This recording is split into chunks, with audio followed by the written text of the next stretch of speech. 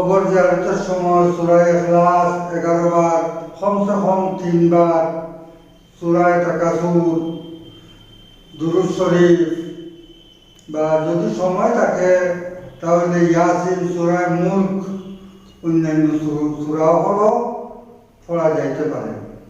এই সমস্ত সূরাও যদি তিলাওয়াত করিয়া মুর্দার উপরে ইসারে সওয়াব করা হয় তাহলে মুর্দার নিশ্চয় ফায়দা হয়।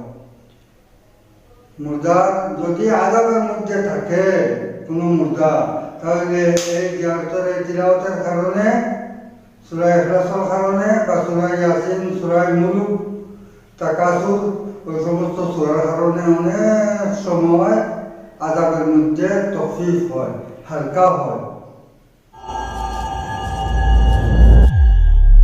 Islamic Education Center.